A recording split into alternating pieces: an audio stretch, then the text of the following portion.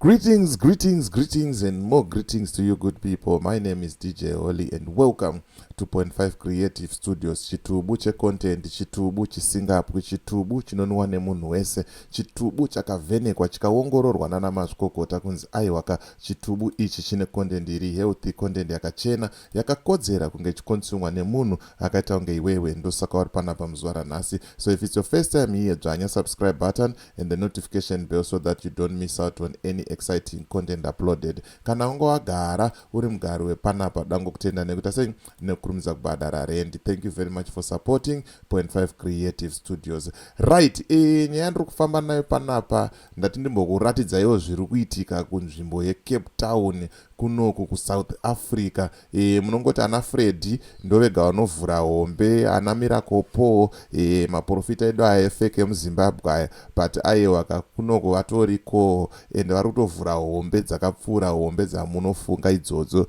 Imagine kuti waenda kuchechi usina kana mukadzi, usina kana mari yelobola kana yechi kana airtime yekufonera chimoko kana kusendera chimoko kana kubhilivhisa, unodzoka kudenwa nemukadzi.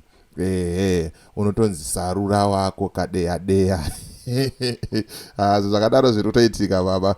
Ende chechi iyo ndatoti ndiuye nayo paplatform panapa nekuti ndotoziva kuti next week mazimba akawanda anenge atoriko ikoko handitika. Sada kuti ndikuratidze video sezvamunoziva kuti isusu dingindira redu panapa nderekuti humbowo, tofamba nehumbowo. Saka da kuti ndikuratidze video, but ndisanda kuratidza video ndikuti kana une business raunaro rauda kushambadzirwa ndibate, namba dzangu ndidzo dziri pascreen. Kana une nyaya yaunayo yauda kuti ndifambire ndibate futi pasame namba idzodzo handitika. Toita sei tofambira nyaya dzacho handitika. Kana une kabhizimusi kako kauri kuita munyika yeSouth Africa, aiwa kaita zvinhu zvine mapepa, zvinhu zvakarongeka handitika, bata Owen anokurejistera kambani yako omba akuvhurira bank account handitika. Namba dzake ndidzodzi dziri pasapo. Owen ndiye munhu wacho aruteta sei, aruteta zvinhu zvamanje manje handitika. And then tukutiwo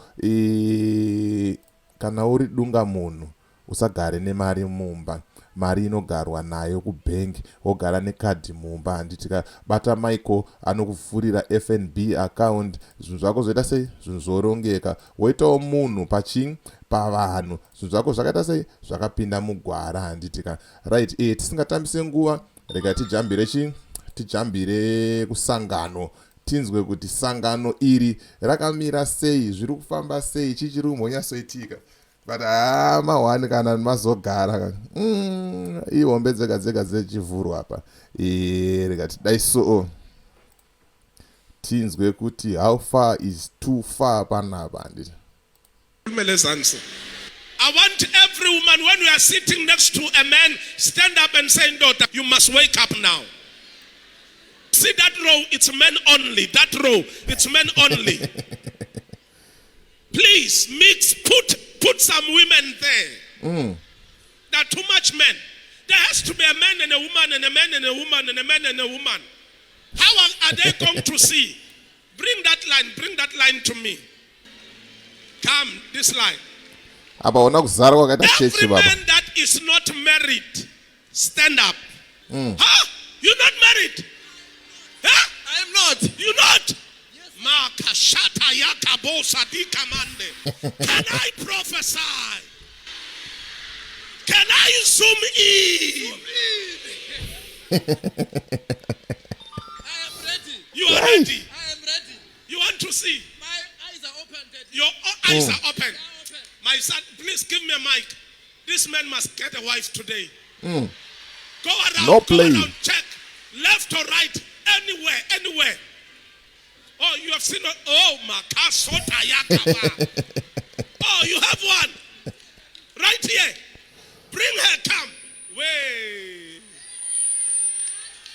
Hey. Wamba nomtu wako. Yes, Daddy. Umlethelela nkonzo le. Ayayayayayaya. Pandakazvinzwa kunzi ndo zvinoitika kuchechi, ndakatombofunga kuti mafanisi ndatombofunga kuti hawa vanenge vachinyeba, but muri kuona varume vese vari single vadedzwa kumberi kunzi huyai kunoko, pachazodedzwa vasikana kunzi itai sei, huyaiwo futi kunoko, muite sei muonekwe. Ende muri kuona chisini zvavakapfeka zvimagumbeze izvo zvinopfekwa nevanhu vanenge vakaroorwa vakachata, but mufundisi anoti kana wakuya kunoku uri musikana unofanira kuchipfeka ichocho kugadzirira marriage yako, because you should be ready to receive your miracle, your marriage and your husband. Pakashata baba, idzi ndo hombe chaidzo idzi. Rega tione pamberi pacho. Hayi bafowethu, nana bosisi kikizani kaloku nazinsizwa naba bantu. Vakomana avo. Okay. Can I prophesy? Prophesy. You are about to be married today. I receive. Lift up your voice and shout, I receive. Anamtu. Awunamntu. Ndinaye umuntu kodwa ndikatshati. Kutheni ungatshata? Ndisajongile. Unaye umuntu kodwa usajongile. Andikabisho ngaye. Andikabisho ngaye. Yima, uthini? Andikabisho ngaye.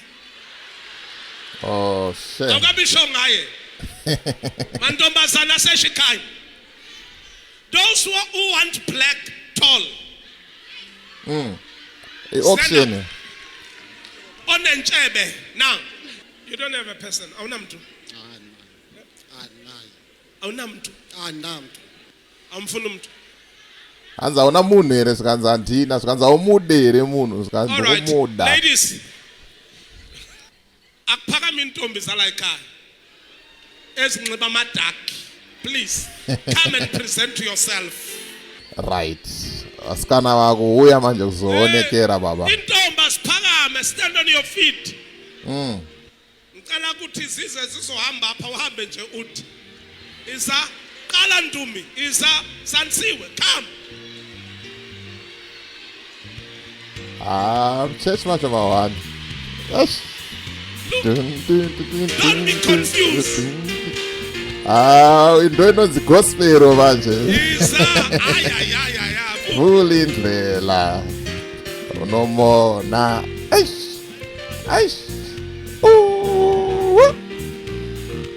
Vakashata baba ona vana vacho sekuwa. Mawani. Asikaphele. Azize izani. Aza vasatapera ngavauye vese. Ushokthi. Avo. Still you are sleeping.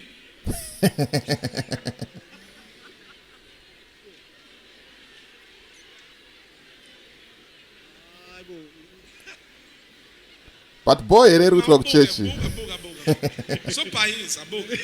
Sabhayise. Tarisa one masimba. Awunogqibela ngampostoli. Awunogqibela ngampostoli. Anginokugqibela ngawe. Angisibethanga isipecks zami. Aya kunyeba anzi ndasiya magrazi padena ndisinyasoona pezisirayineni. Arokwata. I think You are confused. yes, but there was someone who was wearing a white towel, Someone was wearing sort of like a white towel. white towel. Ewe. Ukobana ndingachiona baba Which one? ndingachi-sniper. Those with white towel come, please. Sasibone abakunxibe a white towel. Every woman with white towel. Let's choose.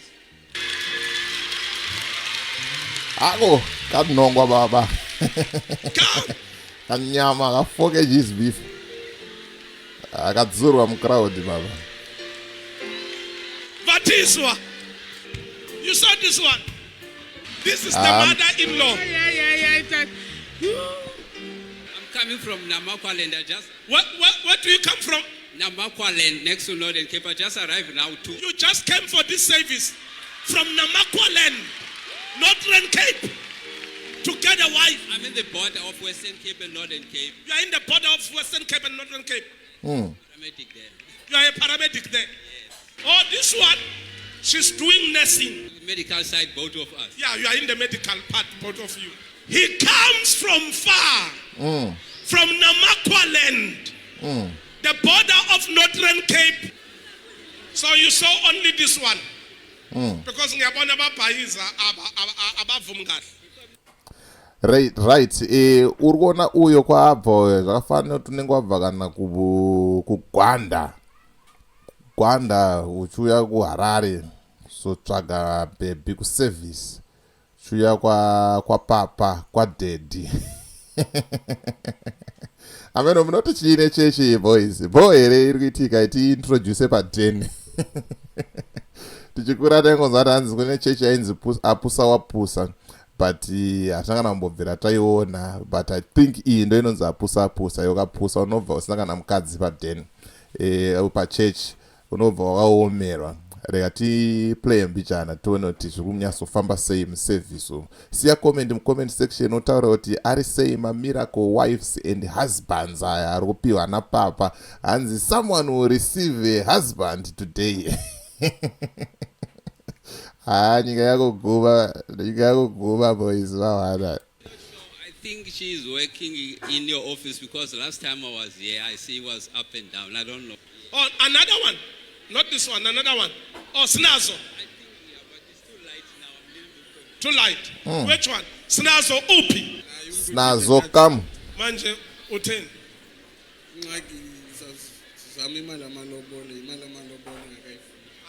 It's fine. Uplumd.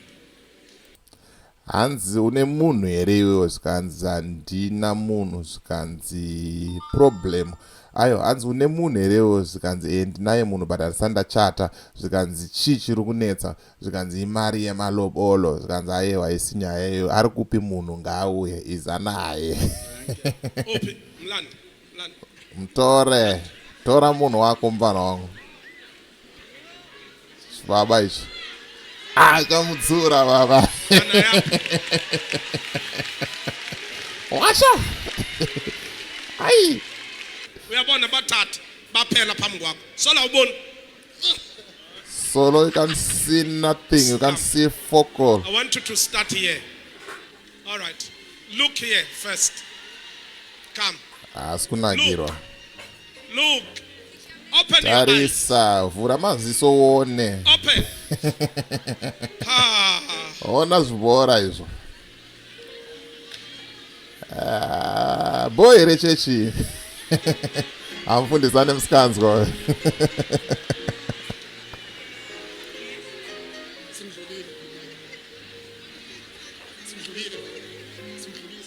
Asitamfuri. Noma sengikufaka ufakeki. Mdlulile. Asibiye move uthi simdlulile. Kuye. Mupi. Lo. Ngapha.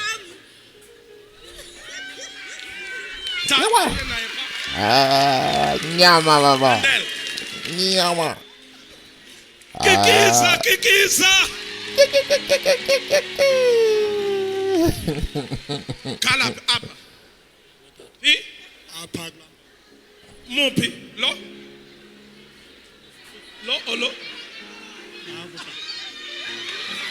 Yay. Yo. Gospel mawani boys. Mawani chayo. Izamjit, come. Bra, somdala sozuqhubile nokuxuba. Awuxolo mfundisi. No, uqhubile nokuxuba uyaziba? Yes, yeah, come. Buya you are old. Washa mfundisi. Azwakura swakabhebhi. Confused kakhulu ne? No one ready for ubani ngachuza umuntu aba. Why? Because nipithekeze zami pha kwamendlini. Because Ngipitheke ngulife wami pha endlini. Pithekile pha. Ewe. Pha endlini. Ngoba manje ngayidlali igame yokuba ngathi ngachuza umuntu apha. Which is uncore la level. Kwenzekani pha endlini? Kuyafe yami ngaloko mama abantwana bami wena bhuti. Uphi angezi athathwe kwaye. Yapha angezi naye. Usenaye akathathwe kaloku. Okay, next time.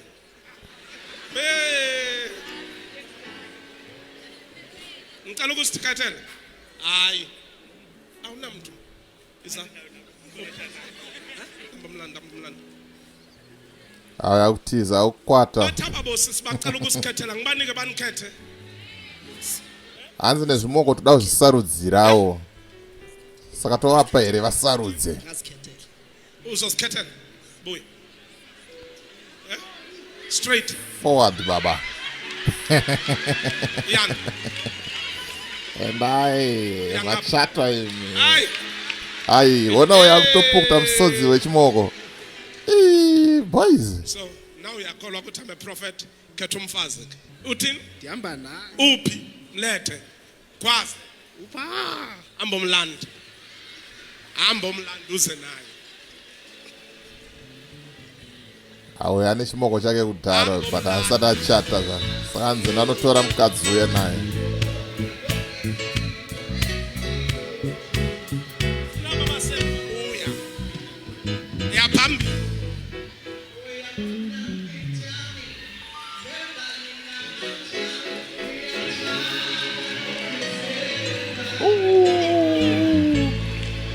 Sunday ndiri kuenda kuchurch uko.